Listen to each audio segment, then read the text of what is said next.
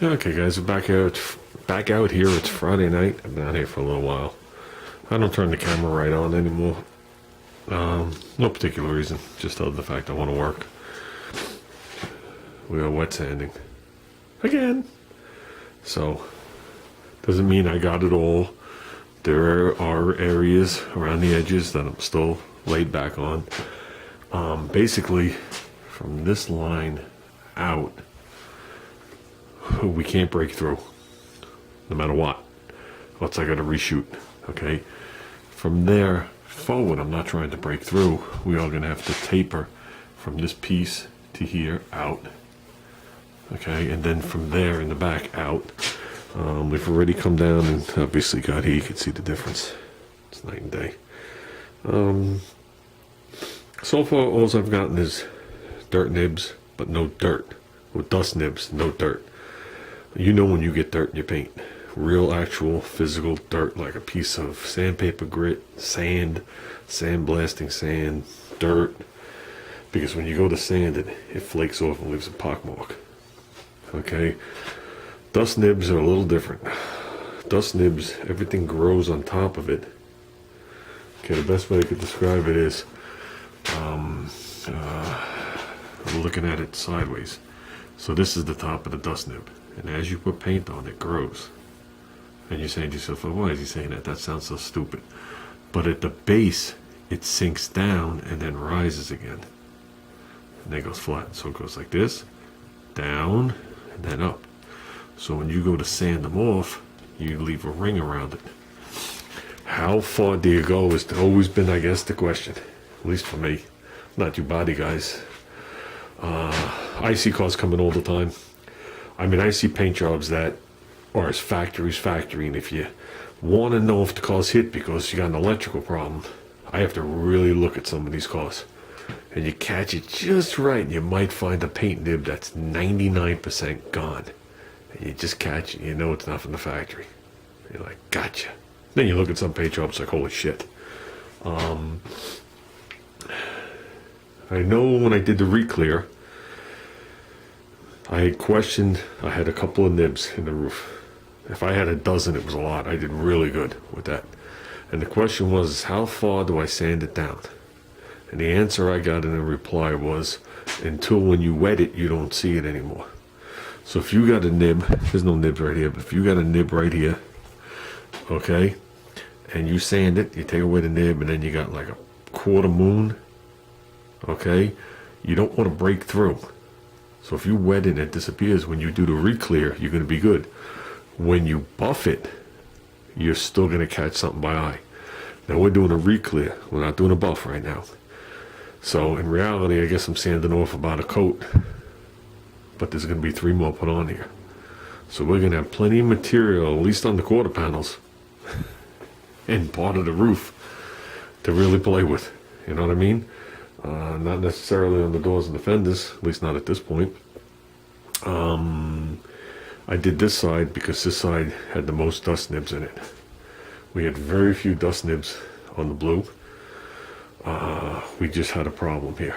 What happened was I ran the heat, not realizing that my 2 ducts over there point straight up, and it was blowing my flag. And I tried to tell you what was in the flag. Yeah. And I never did that before, painting. So, yeah, that's where the issue started. But they're coming right out. You know, we're moving on. So I was just about to start the lower corner, and I figured I would shoot a little video.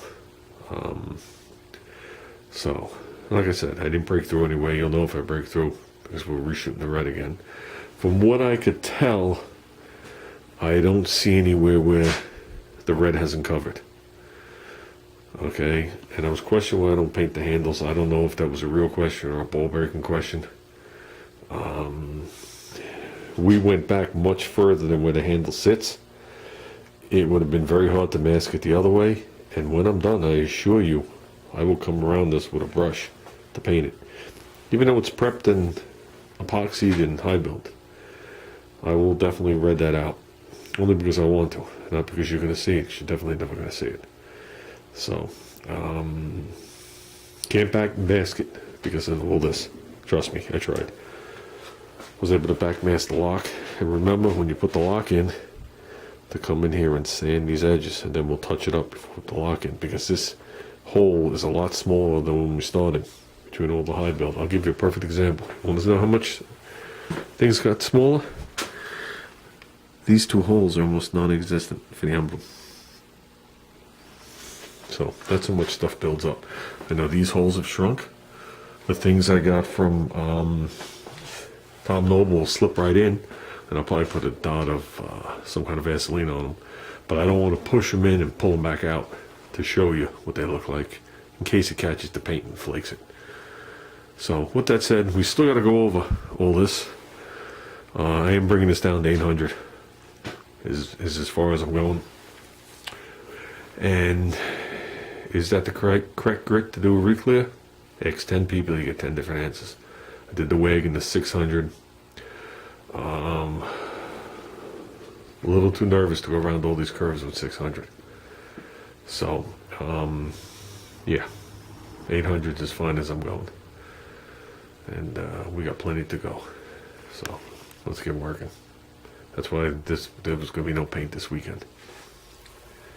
Okay, guys, that's it for tonight. I guess not a long video. We got most of it done. I need to take a break. Still got some areas down in the cracks. And some little tedious areas I'm just getting too tired to do. But pretty much we are up to this line. Not feathered in yet. Close. Definitely close, but it has to be nice. We'll probably feather it all the way back. Okay, I want to go as close to this as I can, because we have molding that covers it. We went halfway into the molding, so we're good. As long as this is de-sheened. And the back is just further. Back is, we have to deal with also. I didn't spend any time on it back here. You can actually see that it's still red at the edge of it.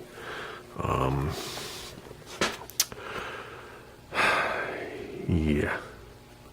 Like I said, just a little in the gutters we have to go, and you can see the end cap isn't done. There's a big difference. Like the door. So everything worked out okay. The only runs I found were right here on the lip. See these? You see I didn't put a lot of sanding onto them? I am going to get them a little better, but I don't know if that's to clear the base coat. So that's where the problem lies. Okay, if it's the clear, it's not a problem. You can knock them down. If it's the base coat, and the base coat gets exposed, we got all sorts of problems. It's not a problem because we're putting molding on it, but I want to make sure this is sanded. I already sanded up in the lip as well as the radius so the paint sticks. So like I said, I'm not really that worried about it, but I will go in there with a Scotch-Brite pan and get around every little nubby thing so the paint definitely stays there. From what I could tell, it's all one color. It's hard to tell. So everything is shadowed in here. If not, I did the best I could. Unless I discover something really messed up as we go along, we're gonna leave this. So yeah, I did down the back. Just went into the edge a little bit. Just a little bit, and that's it. That's as far as I went. I didn't do the back of the car or nothing like that. That's why we brought these two touching each other. This is partly sanded. And I didn't concentrate putting a lot of clear here, so I want to be able to blend this line. So here, this is the main concern from here to here. And here, we'll get it. It's not going to be a problem. But this is what you're going to catch by on both sides. Not the correct way to do it by any means, but the only way I could do it under my circumstances. The right way to do it is to do all three colors. And then if you need time, just throw an intercoat on it. But under the circumstances of how I'm working, that would have been painting the whole car, 3 different colors, in one shot, in this garage. Never gonna happen. So this is how we're doing it. It's a little more work. It's not gonna come out any better or any worse. As you can see, it's either gonna come out good or it's gonna come out bad regardless. I think I have a better shot because I broke it down doing it this way.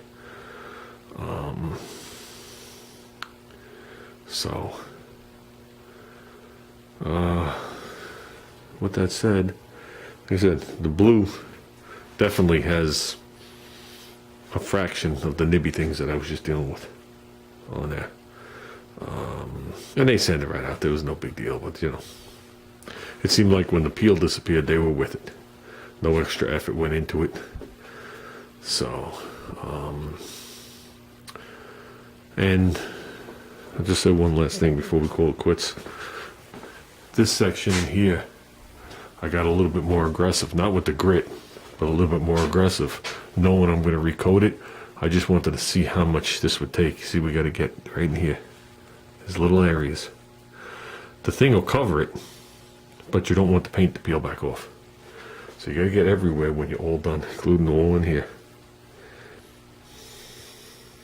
So, we'll do it. Yeah. I'm tired of sanding. I don't think the sanding's ever going to end.